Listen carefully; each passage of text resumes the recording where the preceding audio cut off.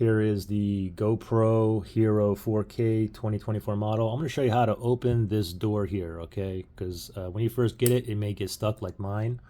But you have that little button right there. What you want to do is use your fingernail and press it up. So, okay, so pry your fingernail in there, and you want to press up, and then this will pop out. You got your SD card there and your charging port right there, okay? The thing is, when I first got it and I was playing around with this, you would like click up here, and it would stay up, and you can see the red mark there, okay? So what you can do from here is you can either try to press down like this and either pop it out, or if it gets stuck, let me do it again.